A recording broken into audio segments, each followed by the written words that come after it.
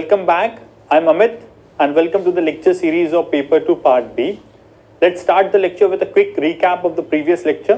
इससे ठीक पहले वाले लेक्चर में हमने डिस्कस किया था डिसीजेस के बारे में. डिसीजेस को हमने 3 लेक्चर में कवर किया था. एक में हमने बेसिक इंट्रोडक्शन लिया था, सेकेंड हमने देखा था कम्युनिकेबल डिसीज के बारे में और थर्ड हमने देखा नॉन कम्युनिकेबल डिसीज के बारे में. इनसे रिलेटेड कॉन्सेप्ट्स हमने देखे, types of communicable non communicable disease देखी, प्रिवेंशन के स्टेप्स देखे हमने, गवर्नमेंट की स्कीम्स के बारे में भी चर्चा की. कौन कौन सी गवर्नमेंट स्कीम जो है कम्युनिकेबल डिसीज और नॉन कम्युनिकेबल डिसीज को कॉम्बैट करने के लिए गवर्नमेंट ने लॉन्च की. नेक्स्ट जो हमको पढ़ना है वो पढ़ना है इंडिविजुअल डिसीज, जैसे कि पोलियो क्या होता है, राइट, HIV क्या होता है, HIV कैसे होता है, क्या इसके प्रिवेंशन हैं, कौन कौन से टेस्ट हैं, इनके बारे में हमको जानकारी लेनी है. लेकिन उसके पहले मुझे लगता है कि आपको एक और कॉन्सेप्ट समझ लेना चाहिए, that is immunity. Right, immunity के बारे में हम आज के लेक्चर में चर्चा करेंगे ताकि जब भी हम इन डिसीजेस के बारे में चर्चा करें जहां पर हम बार बार इम्यूनाइजेशन, वैक्सीनेशन जैसे शब्दों का इस्तेमाल करें तो उन शब्दों से आप फेमिलियर रहें ताकि आपको समझ में ज्यादा अच्छे से आए. इसलिए आज के लेक्चर में हम प्रेजेंटली डिस्कस करेंगे इम्यूनिटी के बारे में. देखिए, इम्यूनिटी का क्या मतलब होता है सबसे पहले तो वो जानेंगे. इम्यूनिटी का जो बेसिक मतलब है, जो सिंपल लेमन लैंग्वेज में अगर मैं बात करूं तो इम्यूनिटी का मतलब है रेजिस्टेंस पावर, आपकी बॉडी का resistance power towards the diseases या टुवर्ड्स द एंटीजेंस. आपकी बॉडी किस तरीके से रोकती है आपके अंदर आने वाले कोई एंटीजन को. अगर कोई भारी बॉडी, आपके हार्मफुल बॉडी अगर आपको इन्फेक्ट करने के लिए आ रही है, आपकी बॉडी में एंटर करना चाह रही है, तो किस तरीके से आपकी बॉडी उससे रिएक्ट करती है, दैट इज योर इम्यूनिटी. ठीक है, जितना ज्यादा अच्छा रेजिस्टेंस पावर बॉडी का है उतना अच्छा आपकी इम्यूनिटी है, और जितना कम रेजिस्टेंस पावर है मतलब आपकी इम्यूनिटी वीक है. अगर आपकी इम्यूनिटी अच्छी होगी तो आप बीमार नहीं होंगे, और अगर आपकी इम्यूनिटी वीक होगी तो आप ज्यादा वल्नरेबल होंगे टुवर्ड्स डिसीजेस. राइट, तो इम्यूनिटी का मतलब सिंपल सा क्या हमने देखा, resistance power of the body, resistance power of the body. Right, एक और शब्द मैं आपको पहले बता दूं, दैट इज इम्यूनोलॉजी, जो आपके सिलेबस के अंदर भी दे के रखा है. What is this immunology? देखिए, इम्यूनोलॉजी का मतलब है study of human immunity, study of human immune system या immunity, that is known as immunology, है ना. अब इम्यूनोलॉजी के माध्यम से हम हमारे इम्यून सिस्टम को स्टडी करते हैं. ठीक है, ये बेसिकली बायो से रिलेटेड टॉपिक है. बायो में इसको आप थोड़ा और डीप में पढ़ेंगे, लेकिन हमको जो टॉपिक पढ़ना है, हमारे लिए जो काम का टॉपिक है, दैट इज वैक्सीनेशन. वैक्सीनेशन, क्योंकि हमको वैक्सीन्स के बारे में जानना है, इम्यूनाइजेशन के बारे में जानना है. दोनों वर्ड्स इंटरचेंजेबली यूज भी होते हैं, इसलिए कंफ्यूज होने की आवश्यकता नहीं है. वैक्सीनेशन एंड इम्यूनाइजेशन के बारे में हमको बेसिकली जानना है, लेकिन उसके लिए हमको ये समझना आवश्यक है कि इम्यूनिटी क्या होती है, कैसे इम्यूनिटी डेवलप होती है, बॉडी की इम्यून सिस्टम किस तरीके से काम करता है. राइट, या फिर टाइप्स ऑफ इम्यूनिटी क्या क्या होती है, उनके बारे में हमको जानना जरूरी है, तभी जाकर के हम वैक्सीनेशन और इम्यूनाइजेशन के बारे में पढ़ पाएंगे. राइट, देखिए, अगर मैं बात करूं कॉन्सेप्ट के फॉर्म में, तो इम्यूनिटी को किस तरीके से देख सकते हैं. देखिए, आपका शरीर जो है कोई भी भारी वस्तु अपनाने से पहले उसके प्रति इम्यून रहता है, मतलब कि रेजिस्ट करता है उस चीज को, है ना. अच्छी चीजों को भी कई बार जो है बॉडी रेजिस्ट करती है. राइट, तो अगर हम देखें, अगर ये एक ह्यूमन बीइंग है ना, और अगर मैं बात कर रहा हूं इम्यूनिटी की, तो ये एक लेयर है इम्यूनिटी की. ठीक है, इसके बाद एक सेकंड लेयर है इम्यूनिटी की. ठीक है, आउटर लेयर, इनर लेयर, समझेंगे किस तरीके से लेयर होती है इम्यूनिटी की, वो भी हम आगे आने वाले समय में समझेंगे. तो अगर कोई भी एक ऐसी बॉडी जो है हमारे शरीर के अंदर घुसने की कोशिश करे, तो सबसे पहले तो उसको ये ब्लू वाली लेयर जो है वो रोकेगी.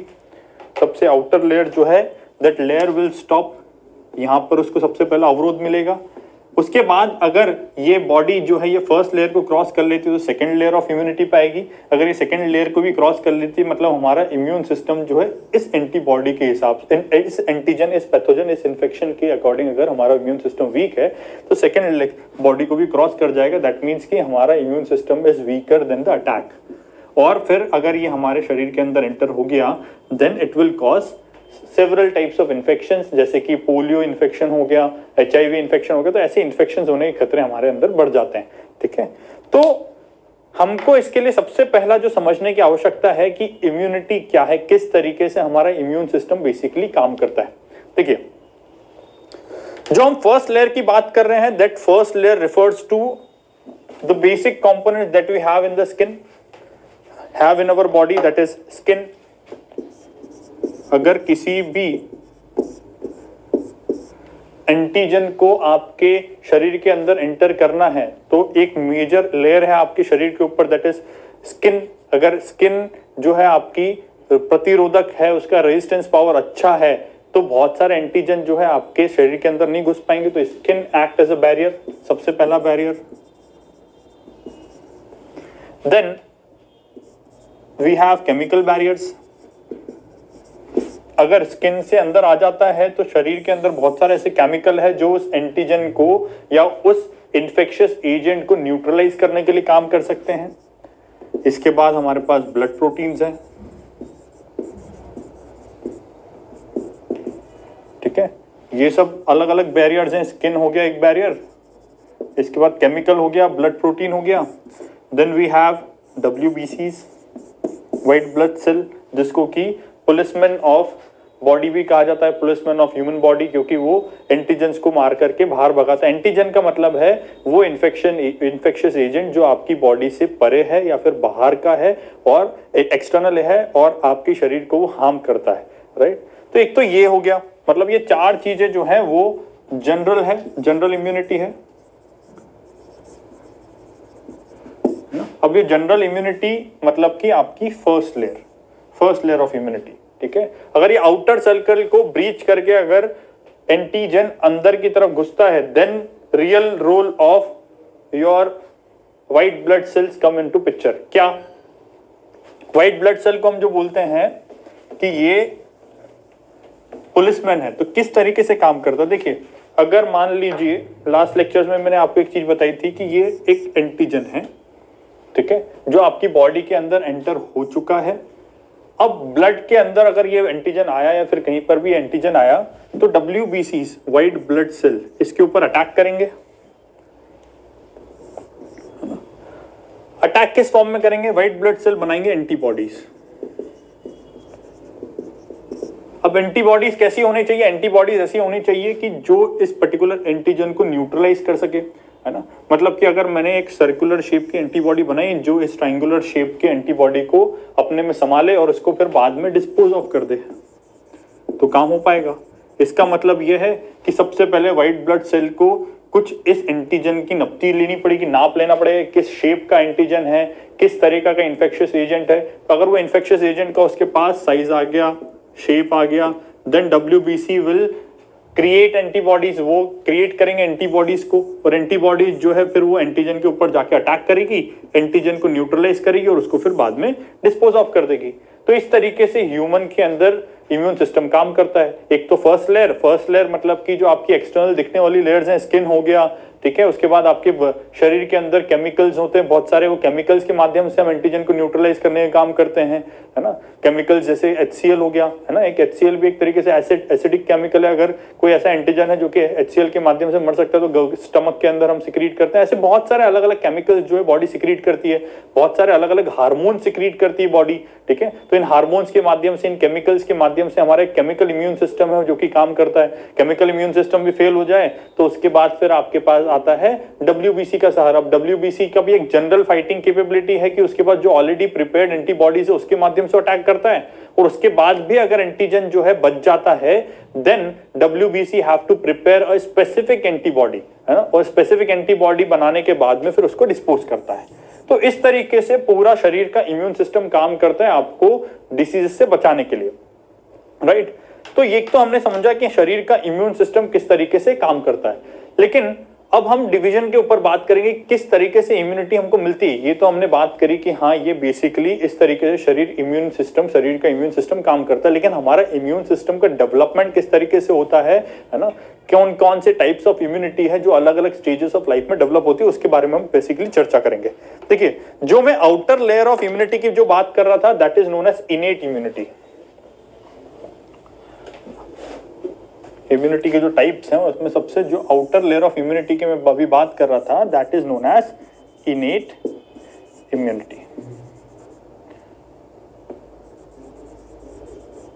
ठीक है, और जो हमने सेकेंड लेयर पे बात करी थी, जो WBC काम करते हैं, है ना, एंटीजन स्पेसिफिक एंटीबॉडी बनाना, मतलब कि डिसीज स्पेसिफिक एंटीबॉडीज का जनरेशन करना, that is known as adaptive immunity.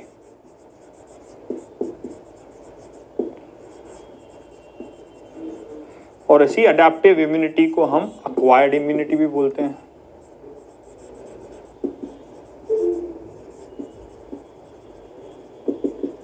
Sometime replaceable शब्द इस्तेमाल होते हैं, है ना। अब इनेट इम्यूनिटी में हमने कंपोनेंट्स देखे, कुछ स्किन हो गया हमारा एक कंपोनेंट, उसके बाद जो मैंने सेकंड कंपोनेंट आपको बताया ब्लड प्रोटीन्स हो गए, ठीक है, केमिकल्स हो गए हमारी बॉडी के अंदर के,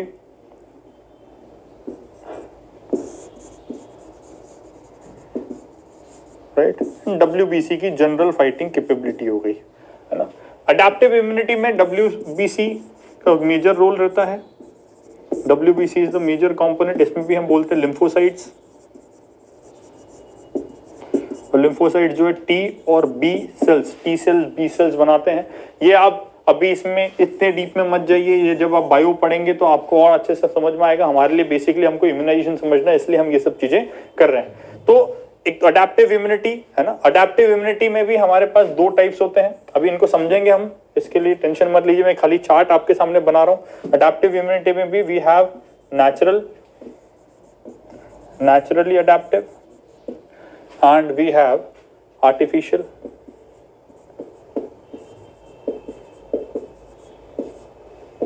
ठीक है, तो ये भी कुछ टाइप्स है हमारे पास। नेचुरल भी दो तरीके से होता है, फिर active immunity, passive immunity. Artificial भी दो तरीके से, एक्टिव और पैसिव। मतलब हमारे पास अभी बहुत सारे शब्द हो गए जिनके मतलब हमको समझने। एक तो इनेट इम्यूनिटी का मतलब समझना है, अडैप्टिव और एक्वायर्ड इम्यूनिटी का मतलब समझना है, नेचुरल और आर्टिफिशियल इम्यूनिटी का मतलब समझना है ना, एक्टिव इम्यूनिटी और पैसिव इम्यूनिटी का मतलब समझना है। तो अलग अलग शब्दों के बारे में हम जानकारी लेंगे कि किस तरीके से ये इम्यून सिस्टम डेवलप, मतलब हमारे इम्यून सिस्टम में इतने सारी तरह की इम्यूनिटीज होती हैं, है ना। आज के पहले तो आप वंडर कर रहे होंगे कि किस तरीके से हमको जो है ना बीमारियां नहीं होती। तो आज हम समझेंगे कि हमको बीमारियां क्यों नहीं होती, हमारी रोग प्रतिरोधक क्षमता किस तरीके से डेवलप होती है। कोई व्यक्ति ऐसा क्यों है कि जिसको बार बार बुखार आती है, सर्दी होता है, वो ऐसा क्यों है, और कोई व्यक्ति ऐसा क्यों है कि जो एक्सट्रीम्स ऑफ टेम्परेचर में रहने के बाद भी उसको सर्दी भी नहीं होती, बुखार भी नहीं होती, ऐसे इन्फेक्शन से भी बचा रहता है। तो ऐसा क्यों हो पा रहा है, या फिर क्यों हम बोलते हैं कि कुछ लोगों की इम्यूनिटी सिस्टम अच्छा स्ट्रांग होने की वजह से उनको कोविड-19 का खतरा नहीं, और कुछ लोगों को इम्यून सिस्टम वीक होने के कारण उनको कोविड-19 का खतरा है। ऐसा क्यों हो रहा है?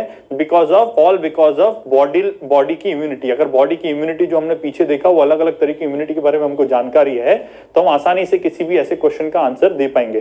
देखिए, इनेट इम्यूनिटी को हम बोलते हैं आउटर सर्कल ऑफ इम्यूनिटी, मतलब ये फर्स्ट डिफेंस लाइन है। आउटर सर्कल की जगह अगर मैं वर्ड यूज करूं first defence line, that will be much better. First defence line of the body.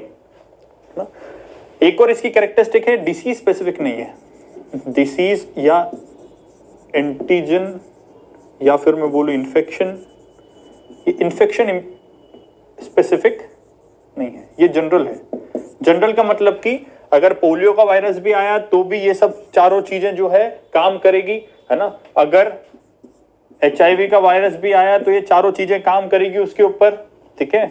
अगर कोई इन्फ्लुएंजा भी आया या फिर आपको नॉर्मल फीवर भी आया तो ये चारों चीजें उस पर काम करेगी, है ना। ये चारों चीजें काम करने के बाद में भी अगर वो रह जाता है देन अडैप्टिव और एक्वायर्ड इम्यूनिटी आएगी। इंपॉर्टेंस क्या है? इंपॉर्टेंस ये एक तो फर्स्ट डिफेंस लाइन प्रोवाइड करती है ना। अडैप्टिव इम्यूनिटी को बनने में टाइम लगता है, दिस इज टाइम कंज्यूमिंग, और इसका रिस्पॉन्स जो है दैट इज क्विक, क्योंकि ऑलरेडी डेवलप्ड है ना। This is already developed immunity, इसलिए इसका टाइम जो है that is quick response time है। इसका टाइम रिस्पॉन्स टाइम जो है वो लॉन्ग रिस्पॉन्स टाइम है। क्यों लॉन्ग बोल रहा हूं मैं? अभी जैसे मैंने बताया कि WBC काम करेगा। WBC एंटीबॉडी बनाने के लिए उसको क्या क्या चाहिए? पहले उसका एंटीजन का एंटीजन का शेप चाहिए, साइज चाहिए, नेचर चाहिए, ये सब चीजें पता लगाएगा, है ना। उसके बाद फिर इसके हिसाब से एंटीबॉडी डिजाइन करेगा, फिर एंटीबॉडी अटैक करेगी, पास हो जाती तो ठीक है, फेल हो जाएगी तो फिर से नपती लेगा, फिर से चीजें बनाएगा। तो ये इसमें अगर हम देखें तो ये पूरा जो प्रोसेस है that is hit and trial process, और हिट एंड ट्रायल प्रोसेस होने की वजह से टाइम कंज्यूमिंग प्रोसेस है।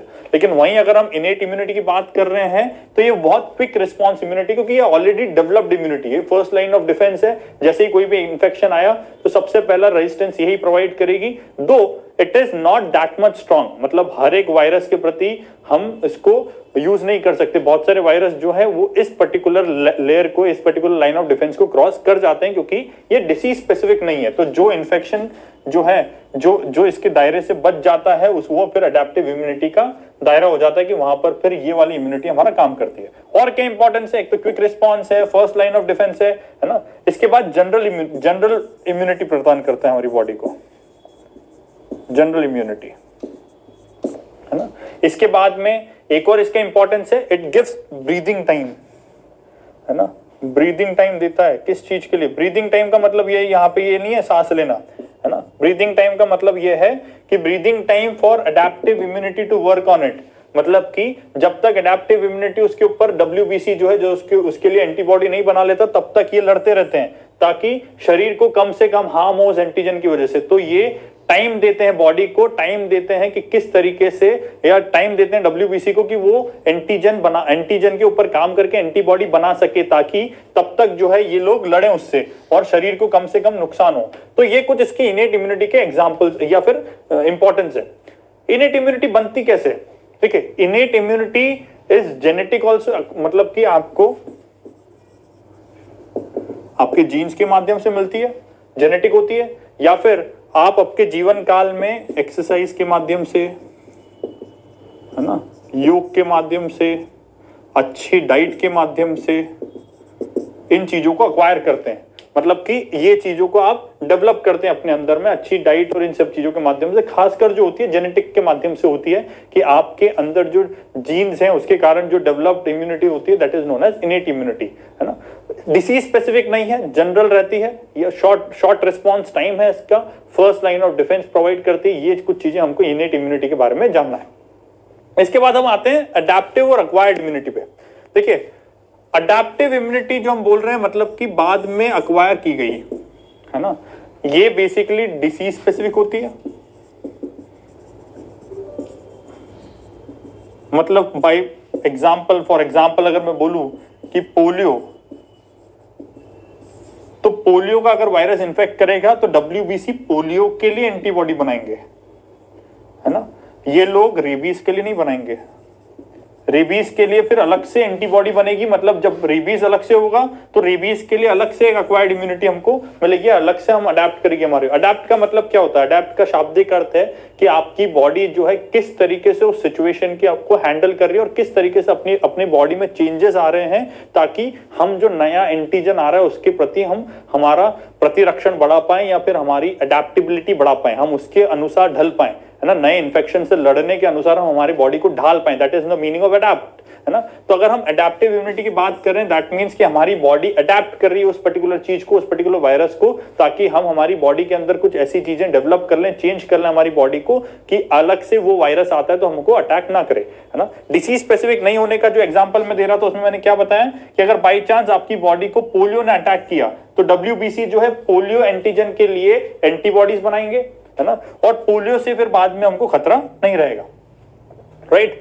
लेकिन अगर हमको रेबीज होता है ना, रेबीज वायरस हम पे अटैक करता है, तो फिर से पूरा सिस्टम उसी तरीके से काम करेगा। ऐसा नहीं है कि हमने पोलियो के लिए एंटीबॉडी बना ली तो रेबीज अपने आप दूर हो जाएगा, है ना, क्योंकि ये डिसीज स्पेसिफिक है। हर एक एंटीजन के लिए अलग से एंटीबॉडी डिजाइन करनी पड़ेगी, तभी जाकर के उस पर्टिकुलर डिसीज से आप बच पाओगे। तो हर नए वायरस के लिए आपके पास अलग से एंटीबॉडीज होगी, है ना। अब आपके दिमाग में एक सवाल आ रहा होगा कि क्या ये एंटीबॉडीज हमारे शरीर में रहती है हमेशा से? देखिए, एंटीबॉडीज का सिक्रीशन जो है तब होता है जब वायरस का अटैक हो या फिर एंटीजन का अटैक हो। अगर एंटीजन का अटैक नहीं हुआ है तो एंटीबॉडीज आपके शरीर में नहीं होगी।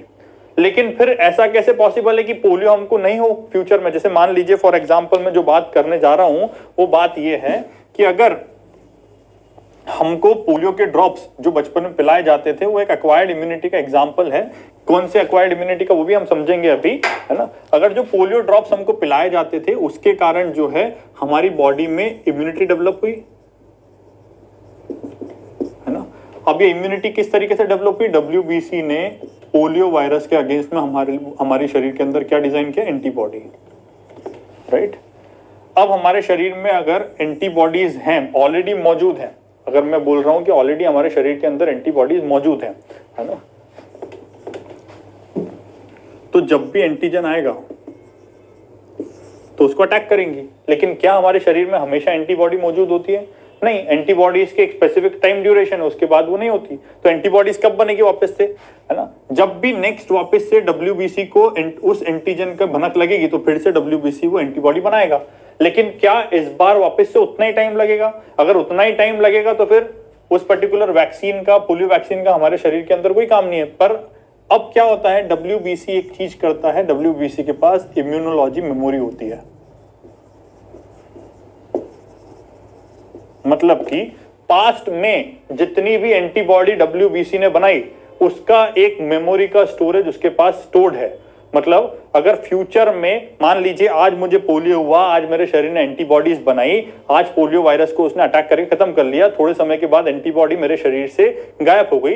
अब नेक्स्ट जब भी पोलियो वायरस मेरे शरीर को एंटर करेगा तो WBC के अनुसार, WBC की इम्यूनोलॉजी मेमोरी में उसमें जो है ऑलरेडी वो एंटीजन के हिसाब से एंटीबॉडी की नपती, उसका साइज, उसका नेचर, सब चीजें उसके पास स्टोर्ड है। उसको ये भी पता है कि कौन सी एंटीबॉडी इस पर अटैक करेगी।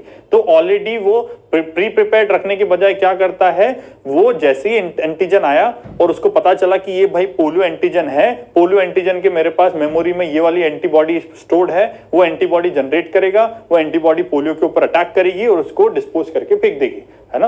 और इस बार क्विक रिस्पॉन्स रहेगा। क्यों? पिछली बार शॉर्ट रिस्पॉन्स टाइम रहा था। पहली बार में क्यों शॉर्ट रिस्पॉन्स था? इसलिए शॉर्ट रिस्पॉन्स था क्योंकि उसको डेवलप करने में टाइम लगा, हिट एंड ट्रायल लगा। लेकिन सेकेंड टाइम जब भी इंफेक्शन हुआ तो उसके पास इम्यूनोलॉजी मेमोरी में ऑलरेडी स्टोर्ड है एंटीबॉडी का साइज, एंटीबॉडी का शेप, एंटीजन का शेप, कि कौन सा एंटीजन आएगा तो कौन सी एंटीबॉडी देनी है, उसको पास ऑलरेडी ये मेमोरी में स्टोर्ड है। तो जैसे ही वो एंटीजन आया वैसे उसने एंटीबॉडी सप्लाई कर दी। तो सेकेंड टाइम में जो रिस्पॉन्स टाइम क्या रहेगा? कम।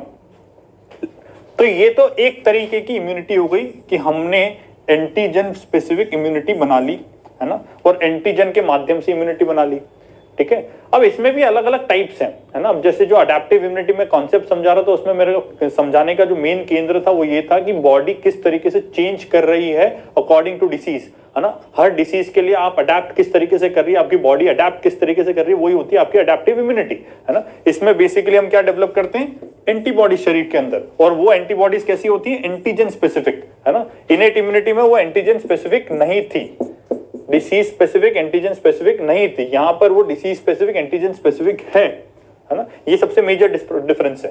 फर्स्ट टाइम में रिस्पॉन्स टाइम कैसा रहता है? लॉन्ग रिस्पॉन्स, रिस्पॉन्स टाइम ज्यादा। क्यों रिस्पॉन्स टाइम ज्यादा? बिकॉज WBC काम करेगा तो वो पहले एंटीजन की नपती लेगा, उसका नेचर जानेगा, उसके बाद उसके हिसाब से एंटीबॉडी बनाएगा। तो टाइम लगेगा, हिट एंड ट्रायल प्रोसेस है, राइट। लेकिन सेकेंड टाइम में, है ना, उसके पास में रिस्पॉन्स टाइम कम रहेगा, रिस्पॉन्स टाइम फर्स्ट टाइम से कम लगेगा क्योंकि सेकेंड टाइम में उसके पास ऑलरेडी इम्यूनोलॉजी मेमोरी में वो चीजें स्टोर्ड है। तो एक और यहाँ पे शब्द जानने वाला, दैट इज इम्यूनोलॉजी मेमोरी। मतलब कि अडेप्टिव इम्यूनिटी में एक मेमोरी भी एसोसिएटेड है, that is known as immunology memory। वहीं इनेट इम्यूनिटी के साथ में कोई इम्यूनोलॉजी मेमोरी जैसा कॉन्सेप्ट नहीं है। डिफरेंस भी साथ साथ में आप करते जाइएगा, लिखते जाइएगा एक टेबल में डिफरेंस, ताकि जब हम सम अप करें तो आपके पास डिफरेंसेस भी हों। तो इम्यूनोलॉजी मेमोरी जो है किसके साथ एसोसिएटेड है? अडेप्टिव के साथ। अब इसमें नीचे जानते हैं कि और कौन कौन सी तरीके की बात कर रहे हैं। जैसे एक होती है नेचुरली एक्वायर्ड, एक होती है आर्टिफिशियली एक्वायर्ड। नेचुरल किस तरीके से नेचुरली हमारी बॉडी अडेप्ट करती है? देखिए अभी अगर हम देखें कोरोना की, अगर हम बात कर रहे हैं, है ना, अगर हम कोरोना की बात करें, है ना, तो अगर हम देखते हैं उसके बारे में, कोरोना की कोई वैक्सीन है क्या? कोई आर्टिफिशियल तरीका है कोरोना के प्रति? अभी there is no artificial thing. तो क्या हमारा इम्यून सिस्टम काम नहीं करेगा? जो हमारा इम्यून सिस्टम है क्या वो काम नहीं करेगा? ऐसा तो पॉसिबल नहीं है। WBC तो उसका काम करेगा, कोरोना उसके लिए एक एंटीजन है। ठीक है। और इस एंटीजन से लड़ने के लिए डब्ल्यूबीसी क्या करेंगे, वो तैयार करेंगे एंटीबॉडी। अगर बाय चांस किसी को कोरोना हो जाता है तो corona is an antigen for WBC, और उसके लिए डब्ल्यूबीसी क्या तैयार करेंगे, एंटीबॉडी, है ना।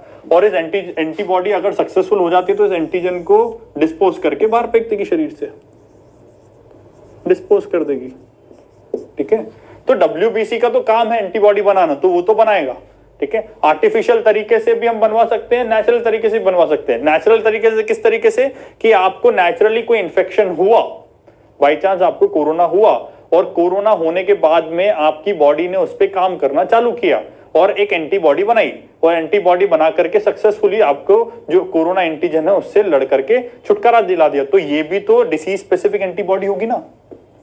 This body will be also, antibody will be disease specific, disease specific होगी, है ना। अब डिसीज स्पेसिफिक क्यों बोल रहे हैं हम इसको, डिसीज स्पेसिफिक इसलिए बोल रहे हैं क्योंकि ये एंटीबॉडी खाली किससे लड़ सकती है, कोरोना से, है ना। तो ये डिसीज स्पेसिफिक एंटीबॉडी बनाएगा, और ये नेचुरल तरीके से बनी है, मतलब हमने कोई बाहर से उसको ना एंटीबॉडी दी, ना बाहर से हमने बॉडी को स्टिमुलेट किया। स्टिमुलेशन किस तरीके से करते हो मैं आर्टिफिशियल में आपको बताऊंगा, स्टिमुलेशन किस तरीके से करते हैं आर्टिफिशियली, ठीक है। अभी ये जो प्रोसेस है इसमें कहीं से भी हमने कोई आर्टिफिशियल तरीका इस्तेमाल किया नहीं, हमने जो भी शरीर का नेचुरल इम्यूनिटी सिस्टम है उसका ही यूज करके कोविड-19 के लिए एक एंटीबॉडी शरीर ने बनाई और उसको बाहर फेंक दिया। तो ये होता है नेचुरल इम्यूनिटी। इसके अलावा एक तरीके से और नेचुरल इम्यूनिटी मिलती है, एक तरीके से और नेचुरल इम्यूनिटी मिलती है कि आपको नेचुरली एंटीबॉडी मिल जाए, सीधी सीधी एंटीबॉडीज जो हैं वो नेचुरली आपको मिल जाए। देखिए इसको एक तरीके से और समझ लेते हैं, पहले ये समझने के पहले एक तरीका और बता सकता हूं। देखो शरीर के अंदर कोई एंटीजन आया, शरीर के अंदर मान लीजिए ये रेड कलर से मैं मार्क कर रहा हूं, एक एंटीजन आया, ठीक है। और शरीर को चाहिए क्या, उससे लड़ने के लिए एक एंटीबॉडी। ये जो सर्कल है दैट इज एंटीबॉडी, ट्राइंगल जो है वो एंटीजन है रेड कलर का, है ना। अब या तो शरीर खुद इसको बनाए, सेल्फ मेड बनाए, इसको खुद ही बनाए, या फिर इसको बाहर से कहीं से ये चीजें मिल जाए एक्सटर्नल, ठीक है। एक्सटर्नली एंटीबॉडी मिलना या फिर खुद शरीर बनाए। खुद कैसे बनाता है वो मैंने अभी आपको एक कोविड-19 का एग्जांपल देके बताया। WBC जो है काम करते हैं और एंटीबॉडीज क्रिएट करते हैं, या फिर एंटीबॉडीज बनी बनाई इसको मिल जाए, है ना, एक्सटर्नल तरीका। एक्सटर्नली कोई भी व्यक्ति को अगर एंटीबॉडी है तो उसको मिल जाए, है ना, या फिर डायरेक्टली नेचुरली भी उसको एंटीबॉडी ट्रांसफर हो जाए। तो ये भी दो तरीके की हो गई। अगर सेल्फ है, खुद नहीं बनाई है, दैट इज एक्टिव। अगर शरीर ने खुद एंटीबॉडी बनाई then it is known as active immunity, ये एक्टिव इम्यूनाइजेशन, है ना। और अगर एक्सटर्नल जो बॉडी है अगर वो उसको मिले that is known as passive. मतलब एंटीबॉडी हमको सीधा ट्रांसफर हो जाए तो that is known as passive. अब जो मैं यहाँ पे बता रहा था आपको, नेचुरल में भी दो है, एक्टिव पैसिव, आर्टिफिशियल में भी दो है, एक्टिव और पैसिव। तो वो क्या होते हैं उनके समझते हैं अपने।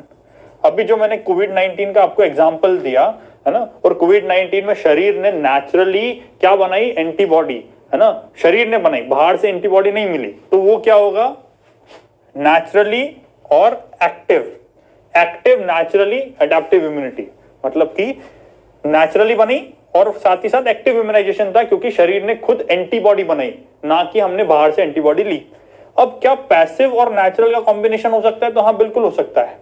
कैसे हो सकता है, देखिए जब भी आपको माताएं, आपकी जो माताएं हैं, जब आपको बचपन में ब्रेस्ट फीडिंग कराती थी तो उस दौरान जो है वो अपने शरीर की बहुत सारी एंटीबॉडीज आपको दान में दे रही होती है ना। मतलब उस समय पर उनके शरीर की जो प्रतिरोधक क्षमता है, जो एंटीबॉडी का नॉलेज है, वो आपको मिल्क के माध्यम से, है ना, ब्रेस्ट फीडिंग के माध्यम से ट्रांसफर हो रहा है। तो वो क्या ट्रांसफर हो रहा है, नेचुरल ट्रांसफर है एक तो, है ना, कोई आर्टिफिशियल ट्रांसफर नहीं है अलग से, ना आर्टिफिशियली हमने कोई मेडिसिन बना करके नहीं पिलाई, ना ही आर्टिफिशियल कोई एंटीबॉडी क्रिएट करके आपकी बॉडी में डाली।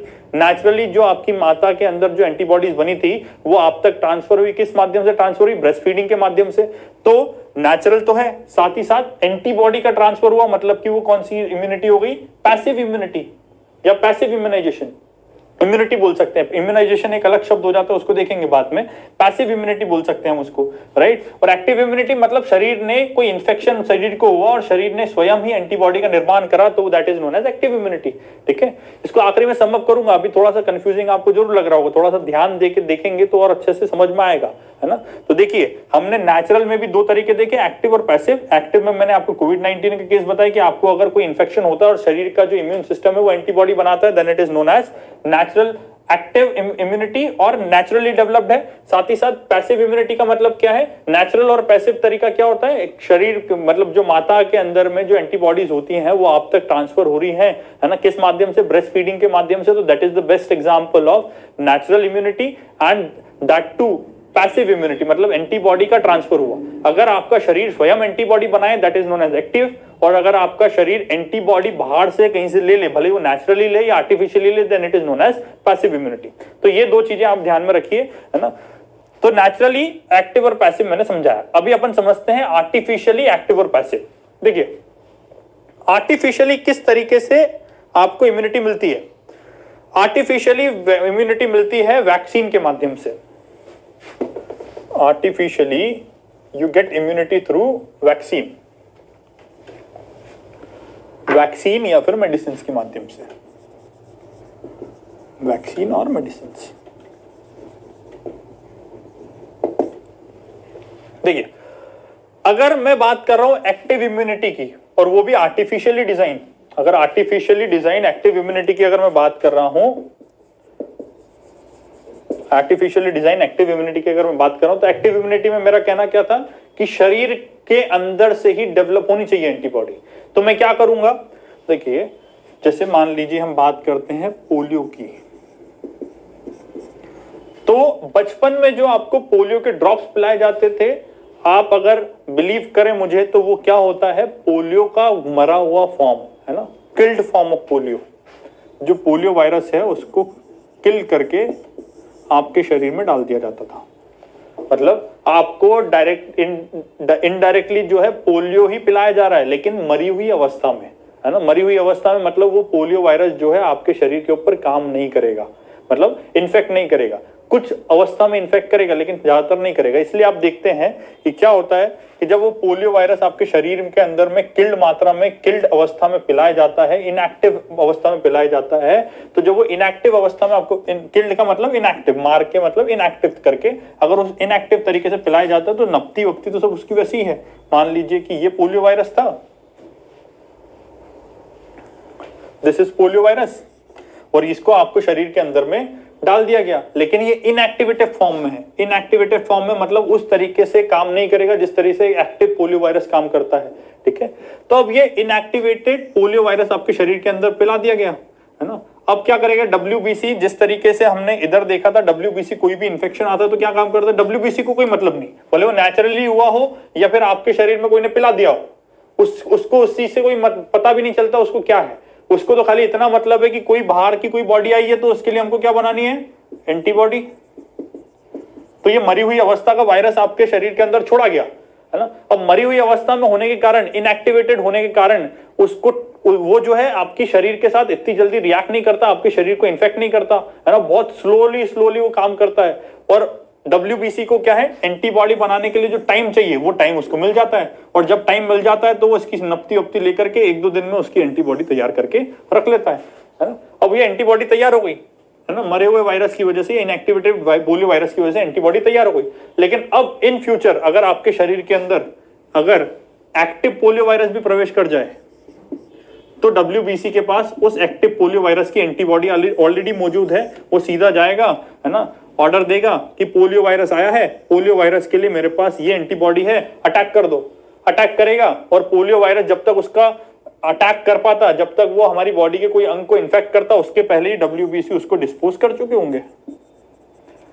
मतलब कि कुल मिलाकर के हमने क्या किया, शरीर को स्टिमुलेट किया, बॉडी को स्टिमुलेट किया कि आप बॉडी के अंदर स्वयं ही निर्मित क्या करवाई आपने, एंटीबॉडी। किस माध्यम से करवाई कि हमने एक इनएक्टिवेटेड पोलियो वायरस जो है बॉडी के अंदर छोड़ दिया। इनएक्टिवेटेड पोलियो वायरस को देखते ही WBC ने उसके लिए एंटीबॉडी बनाना तैयार की, है ना। इनएक्टिवेटेड क्यों छोड़ा, इनएक्टिवेटेड इसलिए ताकि वो शरीर को हार्म ना करे, है ना, और साथ ही साथ उसका जो पर्पस है WBC का, जो एंटीबॉडी बनाने का पर्पस है वो भी सॉल्व हो जाए। WBC को जितना समय चाहिए था एंटीबॉडी बनाने के लिए उसको पर्याप्त समय मिला, क्योंकि जो वायरस है वो इनएक्टिव है, वो काम नहीं कर रहा है अभी, तो वो आसानी से WBC जो इसके लिए एंटीबॉडी बना दिए और एंटीबॉडी बनाने के बाद इसको डिस्पोज ऑफ करके शरीर से फेंक दिया। अगर आप देखेंगे तो जब भी बच्चे को पोलियो के ड्रॉप्स पिलाए जाते हैं तो जो डॉक्टर है या फिर जो भी पोलियो ड्रॉप्स पिलाते हैं वो बोलते हैं कि आपके बच्चे को कुछ समय के लिए हल्का माइल्ड फीवर रहेगा। वो क्यों रहता है, क्योंकि WBC उस एंटीबॉडी के ऊपर काम कर रहा होता है उस समय पे, उस एंटीजन के ऊपर, नॉट एंटीबॉडी, उस एंटीजन के पोलियो एंटीजन पोलियो वायरस के ऊपर काम कर रहा होता है, उसके लिए एंटीबॉडी बना रहा होता है ना। और जब भी शरीर के अंदर WBC का प्रचार प्रसार बढ़ता है उस समय पर अगर आप देखेंगे तो आपके शरीर का तापमान बढ़ेगा। जब भी आपको कोई भी इंफेक्शन होता है तो WBC उससे लड़ने के लिए, है ना, सेल्स मल्टीप्लाई होते हैं, WBC का प्रचार प्रसार जो है ब्लड के अंदर बढ़ने लगता है और फाइटिंग चालू होती है। एक तरीके जिस तरीके से, है ना, सेनाएं लड़ती हैं आपस में, उसी तरीके से जो है एंटीजन और एंटीबॉडी आपस में लड़ने लगती है ना। अगर एंटीजन जीत जाए तो शरीर इन्फेक्ट हो जाता है, अगर एंटीबॉडी जीत जाए तो एंटीबॉडी जो एंटीजन है उसको हरा करके बाहर फेंक देती है। लेकिन इस दौरान में ब्लड के अंदर बहुत सारी एक्टिविटीज चलती हैं और हमारे बॉडी का टेम्परेचर बढ़ता है, राइट, और हमारे बॉडी का टेम्परेचर बढ़ना ही हम क्या बोलते हैं, फीवर। तो आप जब भी देखेंगे आपको कोई भी इंफेक्शन हो, एक कॉमन सिम्टम आपको मिलता है, दैट इज फीवर, है ना। यहाँ पर जब पोलियो ड्रॉप्स आपको पिलाते हैं तब भी आपके शरीर में फीवर जैसे, है ना, साइंस होते हैं। क्यों, क्योंकि उस पोलियो इनएक्टिवेटेड पोलियो वायरस को WBC कॉम्बैट करने के लिए एंटीबॉडी बनाता है और वो एंटीबॉडी जब बनती है उस समय पर आपके शरीर का थोड़ा टेम्परेचर बढ़ने लगता है। डिटेल में आप बायो में समझेंगे, है ना। तो इसको हम जब एंटीबॉडी एक बार बना ली, अब सेकेंड टाइम जब पोलियो वायरस ने अटैक किया तो फिर एंटीबॉडी का जो स्टोरेज है ना, डेटा स्टोरेज है WBC के पास, इम्यूनोलॉजी मेमोरी जो हमने यहाँ पे पढ़ा अभी, है ना, इम्यूनोलॉजी मेमोरी जो है उसमें ऑलरेडी स्टोर्ड है कि पोलियो वायरस आए तो मुझे क्या करना है, ये वाली एंटीबॉडी हमको बना करके भेज देना है। वो एंटीबॉडी आएगी, उस पोलियो वायरस को उठा करके बाहर फेंक देगी। तो जो लड़ने का समय है ना, जो बॉडी का टाइम है, time to develop adaptive immunity, वो कम हो जाएगा, है ना, पहले से ही, क्योंकि हमने बॉडी को स्टिमुलेट करके एंटीबॉडी बना ली, है ना। तो ये एक आर्टिफिशियल तरीका है एक्टिव इम्यूनाइजेशन का, है ना, जिसमें शरीर ने खुद ही क्या बनाई, अपनी खुद की एंटीबॉडी। शरीर ने उस बीमारी से लड़ने के लिए स्वयं अपनी एंटीबॉडी बनाई। साथ ही साथ एक और चीज यहां पर क्या होती है, पैसिव इम्यूनिटी, पैसिव और आर्टिफिशियल, है ना। पैसिव नेचुरल तो हमने देखा, है ना, पैसिव नेचुरल में हमने क्या किया था, मां के माध्यम से, मां के शरीर में जो एंटीबॉडीज है वो मिल्क के माध्यम से हमने, मिल्क के माध्यम से हमने क्या किया, हमने बच्चे तक ट्रांसफर कर दी। लेकिन अब जब मैं बात कर रहा हूं आर्टिफिशियल तरीके से पैसिव इम्यूनिटी, पैसिव इम्यूनिटी का सिंपल सा मतलब क्या है, पैसिव इम्यूनिटी का सिंपल मतलब है शरीर के अंदर एंटीबॉडीज डायरेक्टली छोड़ दो, एंटीबॉडीज किसी व्यक्ति के शरीर के अंदर छोड़ दो, है ना। अब एंटीबॉडीज अगर छोड़ी है, ठीक है, तो वो आर्टिफिशियली किस तरीके से छोड़ते हैं, तो मैंने आपको एक एग्जांपल देता हूं, कॉन्वेलेसेंट प्लाज्मा थेरेपी का। मैंने पहले भी समझाया है ये आपको प्रीवियस लेक्चर्स में जब मैं कम्युनिकेबल डिसीज बता रहा था। अब ये एक आर्टिफिशियल तरीका है आर्टिफिशियल तरीका है जिसके माध्यम से हम पैसिव इम्यूनिटी डेवलप करते हैं, ठीक है। पैसिव इम्यूनिटी बहुत शॉर्ट ड्यूरेशन रहती है, एक्टिव इम्यूनिटी का टाइम थोड़ा सा लंबा रहता है ना, क्योंकि बॉडी ने खुद ने ही एंटीबॉडी बनाई है। और यहाँ पर बॉडी ने जो है एंटीबॉडी नहीं बनाई है, यहाँ पर बॉडी को बाहर से एंटीबॉडी मिली है। पैसिव इम्यूनिटी में क्या होता है, देखिए, कॉन्वेलेसेंट प्लाज्मा थेरेपी में हम क्या करते हैं, समझाने के लिए हम थोड़ा सा बोर्ड को साफ कर लेते हैं। लास्ट टाइम भी मैंने ये डायग्राम बना करके ही आपको समझाया था कि मान लीजिए कोरोना का एग्जांपल लेते हैं। कोरोना के संक्रमण के दौरान में ही ये टर्म आपको 2-3 बार सुनने को मिला होगा कि मान लीजिए एक व्यक्ति है ना, इस व्यक्ति को कोविड-19 वायरस हो गया या फिर कोरोना वायरस हो गया, ठीक है।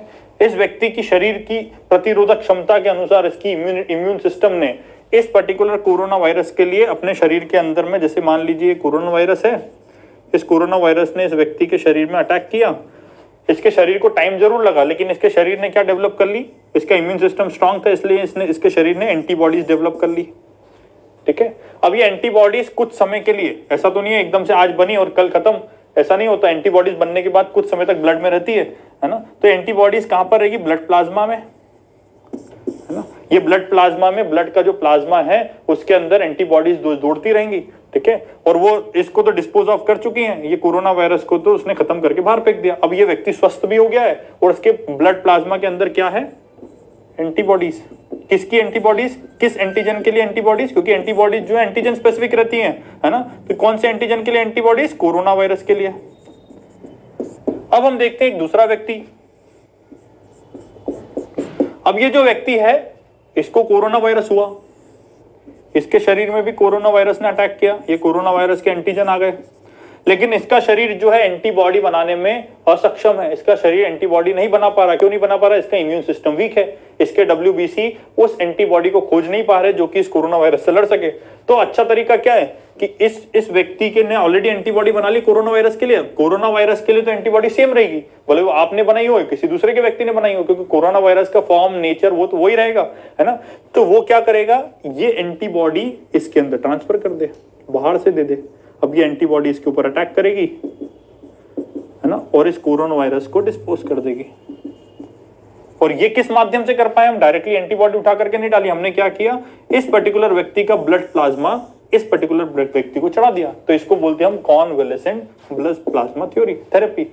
इसमें ऐसा नहीं है ना, घर पे मत करना कि कोई व्यक्ति को कोरोना वायरस हो गया था, वो स्वस्थ भी हो गया, तो उसका एक काम करते हैं, उसमें से एक ढक्कन खून निकाल लेते हैं और अपन पी जाते हैं, है ना। ऐसा मत करना है ना। ब्लड ट्रांसफ्यूजन बहुत खतरनाक चीज हो जाती है, कभी कभी मौत का कारण भी बन जाता है। ब्लड ग्रुप्स देखने पड़ते हैं इधर से उधर चढ़ाने के लिए। आपके शरीर की RH फैक्टर देखना पड़ता है, आपके शरीर की बीमारियां देखनी पड़ती है, आपका शरीर किस तरीके से उस प्लाज्मा को रिएक्ट करेगा। क्योंकि कहीं भी अगर कोई एक्सटर्नल एजेंट, अगर शरीर के अंदर जो हम एक्सटर्नल एजेंट की बात करें तो वो WBC उसको क्या ट्रीट करता है? एंटीजन, है ना। तो किसी दूसरे व्यक्ति का अगर ब्लड आपके ऊपर चढ़ाएगा तो उसको भी बॉडी अडेप्ट करनी चाहिए। अगर बॉडी ने अडेप्ट नहीं किया तो उसको रिजेक्ट कर देगा और आपके शरीर के अंदर, है ना, विकार उत्पन्न होंगे, चेंजेस उत्पन्न होंगे, नेगेटिव चेंजेस जो कि आपको बीमार कर सकते हैं, डेथ भी हो सकती है आपकी। तो ये घर पे ट्राई करने वाली चीज नहीं है ना। बहुत सारे फैक्टर्स को देखना पड़ता है इधर से उधर प्लाज्मा को ट्रांसफर करने के लिए, है ना। ब्लड ग्रुप सबसे मेजर चीज है। आप देखेंगे एक ब्लड ग्रुप दूसरे ब्लड ग्रुप को नहीं चढ़ाया जा सकता, है ना, क्योंकि ब्लड के अंदर में भी एंटीबॉडीज एंटीजेंस होते हैं अलग अलग तरीके के। तो वो एंटीबॉडीज एंटीजेंस अगर आपस में रिएक्ट करके तो दिक्कत देते हैं, इसलिए ब्लड ग्रुप्स देखना पड़ते हैं, RH फैक्टर देखना पड़ता है। तो हमको जो सिंपल समझना था वो ये था कि एक व्यक्ति का प्लाज्मा जिसके अंदर ऑलरेडी एंटीबॉडीज हैं, उस एंटीबॉडीज को हमने दूसरे व्यक्ति को ट्रांसफर करी। किस माध्यम से? प्लाज्मा ट्रांसफर के माध्यम से। और सामने वाले व्यक्ति को क्या मिल गया? सीधा एंटीबॉडी बनी बनाई मिल गई। पर इसमें आप सोचिए, क्या WBC ने कुछ काम किया? इस व्यक्ति के WBC ने क्या एंटीबॉडी बनाई? नहीं बनाई। अगर WBC ने एंटीबॉडी नहीं बनाई तो क्या इसकी इम्यूनोलॉजी मेमोरी में वो स्टोर रहेगा? नहीं रहेगा। अगर इम्यूनोलॉजी मेमोरी में स्टोर नहीं रहेगा तो बाद में अगर इस व्यक्ति को फिर से कोरोना का इन्फेक्शन होता है तो क्या वो लड़ने के लिए सक्षम रहेगा? नहीं रहेगा। तो ये क्या है? Short duration. और शॉर्ट ड्यूरेशन मतलब जो इम्यूनिटी है बहुत शॉर्ट ड्यूरेशन की इम्यूनिटी रहेगी। और वहीं इस व्यक्ति ने एंटीबॉडी खुद बनाई थी, मतलब ये एक्टिव इम्यूनाइजेशन था इसका, और इस व्यक्ति का क्या था? पैसिव। तो पैसिव इम्यूनाइजेशन, शॉर्ट ड्यूरेशन, इस व्यक्ति ने खुद बनाई थी। अगर बाद में भी कोई कोरोना वायरस इसको अफेक्ट करता है तो इसके WBC ने उसके लिए एंटीबॉडी बना के रखी, डिजाइन करके रखी। तो जैसे दूसरी बार भी अगर इन्फेक्शन इसको होता है तो वो एंटीबॉडी से WBC एंटीबॉडी रिलीज करेगा और कोरोना उसको नहीं होगा, इन्फेक्ट नहीं कर पाएगा। तो ये लॉन्ग ड्यूरेशन है, ठीक है। तो ये कुछ तरीके हैं, है ना, जिसके माध्यम से बॉडी अक्वायर करती है इम्यूनिटी, है ना। तो हम बेसिकली सम अप करते हैं क्या क्या चीजें हमने अभी के लेक्चर में, अभी एट प्रेजेंट तक टिल टाइम हमने क्या क्या चीजें इसमें देखी, उसको एक बार फिर से देखते हैं ठीक तरीके से। मैं उसको आपको रिवाइज करा देता हूं ताकि जो आपके मन में कंफ्यूजन हो, है ना, कुछ रह गए हो तो वो भी दूर हो जाए, है ना। फिर से हम उसके एग्जांपल्स भी देखेंगे। अगर आपको थोड़ा सा कॉन्सेप्ट थोड़े वीक लग रहे हैं, आपको लग रहा है कि थोड़े कॉन्सेप्ट आपके वीक बन रहे हैं, तो एक बार और फिर से रिवाइंड करके देखिए, क्योंकि सब्जेक्ट ऐसा है या टॉपिक ऐसा है जिसका लिंक सीधा सीधा बायोलॉजी के साथ है और बायो बहुत सारे लोगों का वीक होने के कारण कई बार उनको कॉन्सेप्ट ग्रास्प नहीं हो पाते, इसलिए आप फिर से एक बार उसको रिवाइंड करके देखिए, एक दो बार देखिए तो हो सकता है कि आपको समझ में आए। जिसका सब्जेक्ट बायो है या जिसने बायो पढ़ रखा है उसके लिए कॉन्सेप्ट थोड़ा सा इजी हो जाएगा। ठीक है, फिर से मैं एक बार बता देता हूं आपको। इम्यूनिटी का सिंपल मतलब, इम्यूनिटी का मतलब है शरीर की रेजिस्टेंस पावर, है ना, किसके प्रति? बाहरी एक्सटर्नल एजेंट्स के प्रति। वो एक्सटर्नल एजेंट बैक्टीरिया हो सकता है, वायरस हो सकता है, या कोई भी डिसीज हो सकती है। ठीक है, अब इम्यूनिटी के बाद में हमने देखा था इम्यूनोलॉजी के बारे में। इम्यूनोलॉजी मतलब study of human immune system. इसके बाद इम्यूनिटी के हमने कुछ टाइप्स देखे। एक सबसे पहला हमने देखा इनेट इम्यूनिटी। इनेट इम्यूनिटी के बारे में हमने क्या क्या देखा, क्या क्या कंपोनेंट्स हैं इनेट इम्यूनिटी के? स्किन हमने देखा, इसके बाद में हमने ब्लड प्रोटीन देखा, और हमने देखा इसके बाद में केमिकल्स और WBC। ये कंपोनेंट्स हैं। कुछ कैरेक्टरिस्टिक देखी, क्या कैरेक्टरिस्टिक? ये फर्स्ट लाइन ऑफ डिफेंस है। साथ ही साथ हमने एक और कैरेक्टरिस्टिक्स इनेट इम्यूनिटी की देखी कि ये लॉन्ग ड्यूरेशन है, मतलब बहुत लंबे समय तक हमेशा ही रहती है। इनेट इम्यूनिटी एक बार डेवलप हो गई तो काफी लंबे समय तक चलती रहती है। इसके बाद इसका रिस्पॉन्स टाइम जो है शॉर्ट रिस्पॉन्स टाइम है या क्विक रिस्पॉन्स है, क्योंकि ये ऑलरेडी डेवलप रहती है। एक और कैरेक्टरिस्टिक, ये डिसीज स्पेसिफिक नहीं है। This is not disease specific या इन्फेक्शन स्पेसिफिक नहीं है, ये जनरल है। इंपॉर्टेंस हमने देखी, इंपॉर्टेंस क्या है? इंपॉर्टेंस सबसे पहला तो ये फर्स्ट लाइन ऑफ डिफेंस की तरह काम करती है, मतलब नॉर्मल इन्फेक्शन जो उसको तो बाहर ही रोक लेती है। उसके बाद इंपॉर्टेंस हमने देखी कि एक्वायर्ड इम्यूनिटी को एक्टिवेट करने के लिए जो टाइम लगता है वो टाइम इसको प्रोवाइड करती है, तब तक बीमारी के साथ लड़ती रहती है। तो एक्वायर्ड इम्यूनिटी जो है जब तक डेवलप नहीं होती तब तक हमारे लिए इनेट इम्यूनिटी काम करती है। तो ये इसका बेसिक हमने देखा। इसके बाद हमने सेकेंड देखा एक्वायर्ड इम्यूनिटी के बारे में। एक्वायर्ड इम्यूनिटी या फिर एडेप्टिव इम्यूनिटी। एडेप्टिव इम्यूनिटी में भी हमने दो तरह की इम्यूनिटी देखी, है ना। सबसे पहला देखा एक्वायर्ड इम्यूनिटी के अंदर हमने सबसे पहले देखी नेचुरल, देन हमने देखा आर्टिफिशियल, है ना। नेचुरल मतलब कि नेचुरली हमारी बॉडी को मिली हो, नेचुरली डेवलप्ड हो, और आर्टिफिशियल मतलब कि बायोलॉजिकल केमिकल प्रिपरेशन के माध्यम से हमको बाहर से एडमिनिस्टर की गई हो। ठीक है, नेचुरल भी हमने दो तरीके से देखी, एक्टिव। एक्टिव नेचुरल मतलब कि शरीर को इन्फेक्शन हो जाए और शरीर को इन्फेक्शन होने के बाद में शरीर खुद ही एंटीबॉडी डेवलप कर ले। एक्टिव इम्यूनाइजेशन का मतलब क्या है? एक्टिव इम्यूनिटी का मतलब क्या है कि शरीर खुद ही अपनी खुद की एंटीबॉडी डेवलप करे।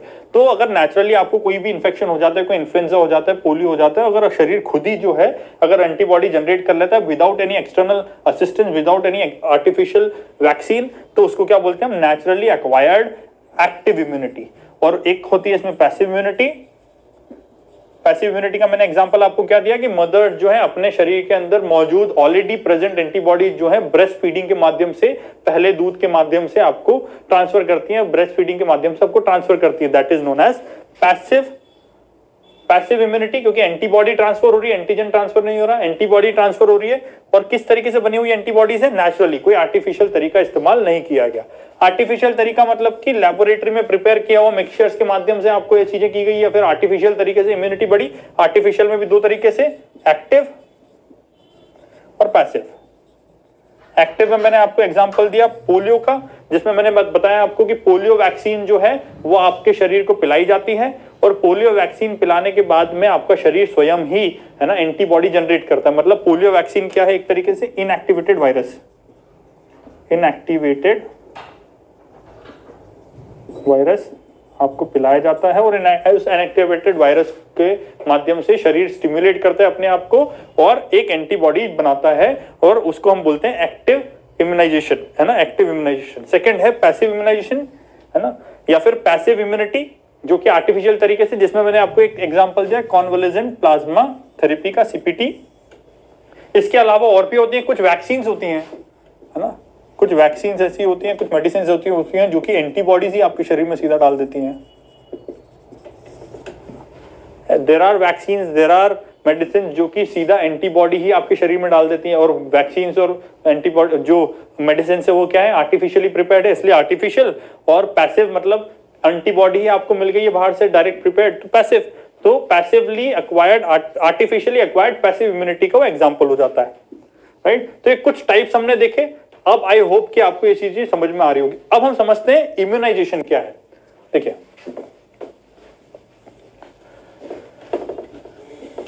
इम्यूनाइजेशन का डेफिनेशन है कि आपके शरीर की रोग प्रतिरोधक क्षमता बढ़ाना, इंक्रीजिंग द इम्यूनिटी और बायोलॉजिकल प्रिपरेशन, बायोकेमिकल प्रिपरेशन।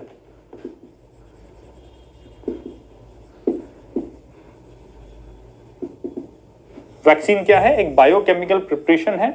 और वैक्सीनेशन या इम्यूनाइजेशन क्या है?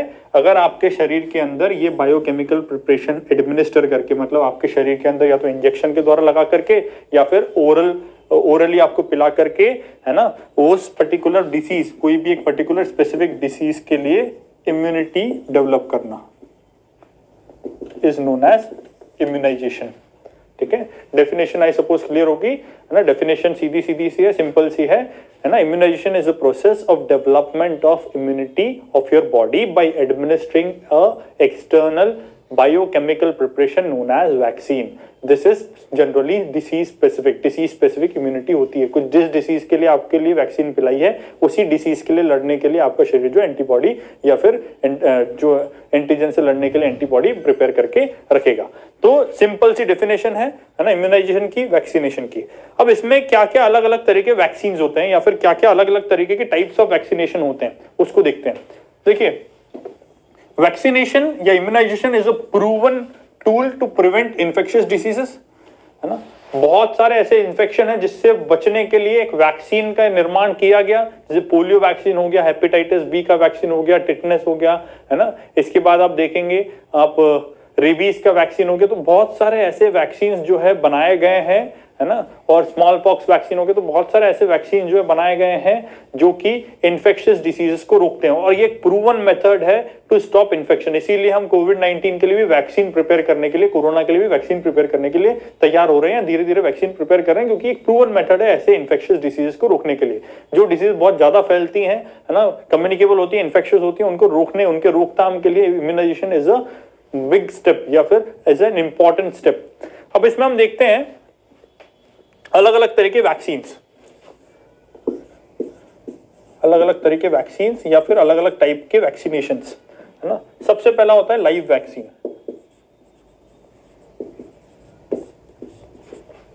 लाइव वैक्सीन जैसे कि रोटा वायरस वैक्सीन क्या होती है मैं समझाता हूं, है ना।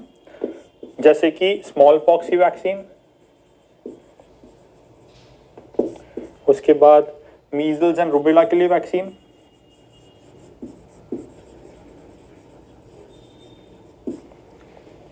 ठीक है। लाइव वैक्सीन्स वो वैक्सीन्स हैं जिसमें वायरस को, वायरस या फिर जो भी इन्फेक्शन कॉजिंग एजेंट है ना, कई जगह वायरस होता है, कई जगह बैक्टीरिया होता है। तो जो भी इन्फेक्शन कॉजिंग एजेंट है उसको माइल्ड फॉर्म में, माइल्ड फॉर्म का मतलब है कि बहुत स्लोली वो वायरस जो है वो आपके शरीर को अफेक्ट करेगा, या वो एजेंट है वो आपके शरीर को अफेक्ट करेगा, है ना। पूरी तरह से इनएक्टिवेटेड नहीं है, मरा हुआ नहीं है, है ना, माइल्ड है, बहुत धीरे धीरे काम कर रहा है। तो उस पर्टिकुलर एजेंट को आपके शरीर के अंदर माइल्ड फॉर्म में जो है इंजेक्ट कराया जाता है ना। जैसे कि अगर मीजल्स एंड रूबेला के लिए आप वैक्सीन देखेंगे तो मीजल्स का जो माइल्ड फॉर्म है, मीजल्स को हल्का सा माइल्ड करके उसको, उसका जो इन्फेक्शन का लेवल है उसको कम करके, उसका अटैक का जो लेवल है उसको कम करके, मतलब कि हमने एक तरीके से वायरस को बीमार करके या फिर एजेंट को बीमार करके आपके शरीर के अंदर छोड़ दिया, ताकि एजेंट अभी कुछ समय के लिए सुषुप्त अवस्था में है, वो ज्यादा हिलबिल नहीं पा रहा, ज्यादा काम नहीं कर पा रहा, है ना, मतलब बहुत धीरे धीरे काम कर पा रहा है, उस फॉर्म में, माइल्ड फॉर्म में आपके शरीर के अंदर छोड़ दिया। जब माइल्ड फॉर्म में वायरस जाएगा, है ना, ये मतलब एजेंट जाएगा, तो एजेंट मतलब ये, तो इसके लिए शरीर क्या बनाएगा, WBC क्या बनाएगा, इसके लिए एंटीबॉडी, है ना। तो ये किस तरह का इम्यूनाइजेशन हुआ, एक्टिव। क्यों? क्योंकि शरीर अपनी एंटीबॉडी खुद बना रहा है। तो एक तो वैक्सीन ये होती है जिसमें शरीर के अंदर लाइव वायरस ही छोड़ दिया जाता है, लाइव वैक्सीन बोलते हैं जिसको, कि सीधा सीधा लाइव एजेंट ही छोड़ दिया जाता है। जो डिसीज कॉजिंग एजेंट है उसको जिंदा अवस्था में, लेकिन माइल्ड अवस्था में, जिंदा तो है लेकिन माइल्ड है, बीमार है, वायरस जो है बहुत धीरे धीरे रिएक्ट कर रहा है, उस अवस्था में आपके शरीर के अंदर छोड़ दिया और शरीर का WBC को टाइम मिल जाएगा कि वो एंटीबॉडी बना ले। तो ये एक तरीका। कौन कौन सी vaccine? Rotavirus, smallpox, measles and rubella जो है लाइव वैक्सीन के एग्जांपल्स हैं। इसके बाद सेकंड आप देखेंगे इनएक्टिवेटेड वैक्सीन। इनएक्टिवेटेड वैक्सीन ये क्या है? इनएक्टिवेटेड वैक्सीन जैसे कि अभी मैंने आपको एक एग्जांपल दिया था पोलियो का, मतलब शरीर के अंदर जो आ रहा है, वायरस आ रहा है या फिर एजेंट आ रहा है, उसको किल करके, ये इनएक्टिव करके उसको मार दिया गया, इनएक्टिव करके, पूरी तरह से इनएक्टिव करके उसको शरीर के अंदर छोड़ दिया। ठीक है, काम वही होगा, है ना, वापस से एक्टिव इम्यूनाइजेशन डेवलप होगा क्योंकि शरीर खुद अपनी एंटीबॉडी स्वयं बना रहा है। तो इनएक्टिवेटेड वैक्सीन होती है। इसके बाद में होता है, नेक्स्ट होता है सब यूनिट। सब यूनिट या फिर इसी को हम बोलते हैं कॉन्जुगेट या फिर पॉलीसेकेराइड वैक्सीन। क्या है ये? देखिए, कोई भी डिसीज कॉजिंग जो एजेंट होता है ना, मान लीजिए भले वो कोई सा भी वायरस हो या फिर बैक्टीरिया हो, है ना, तो कई बार क्या होता है, जो डिसीज कॉजिंग एजेंट है, मान लीजिए ये डिसीज कॉजिंग एजेंट है, तो इसका एक हिस्सा, है ना, one part of this disease causing agent, this part of this disease causing agent is the cause of infection। पूरा की पूरा वायरस जो है वो कॉज ऑफ इन्फेक्शन नहीं है, खाली इतना ही पार्ट है, या फिर कोई एक पर्टिकुलर हिस्सा उस पर्टिकुलर जीव का या उस पर्टिकुलर एंटीजन का जो है वो किस फॉर्म में है, किस क्या काम करता है, इन्फेक्शन पैदा करने का। तो उस पर्टिकुलर हिस्से के लिए, मतलब खाली उतने ही हिस्से पे अटैक करने के लिए हम क्या करते हैं, उतने ही हिस्से को काट लेते हैं, है ना, बायोलॉजिकल मेथड से काट करके, केमिकल बायोलॉजिकल मेथड से उतने ही हिस्से को शरीर के अंदर छोड़ते हैं और उसको हम बोलते हैं सब यूनिट वैक्सीन। पूरे की पूरे ऑर्गेनिज्म को या पूरा ही डिसीज कॉजिंग एजेंट को शरीर के अंदर एडमिनिस्टर करने के बजाय उसका खाली वो हिस्सा जो कि डिसीज कॉज कर रहा है, उस ऑर्गेनिज्म का, उस एंटीजन का या फिर उस इन्फेक्शियस एजेंट का वो हिस्सा जो कि डिसीज कॉज कर रहा है, खाली उतना ही हिस्सा जिसको हम बोलते हैं सब यूनिट, उस सब यूनिट को हम वैक्सीन के फॉर्म में, है ना, किसके अंदर इंजेक्ट करते हैं, शरीर के अंदर, है ना। तो वापस से वो एंटीजन आएगा और WBC क्या करेगा, उसके लिए बनाएगा एंटीबॉडी। तो ये एक तरह की वैक्सीन हो गई। इसके बाद और एक तरह की वैक्सीन आपको सुनने को मिलेगी, टॉक्सॉइड वैक्सीन।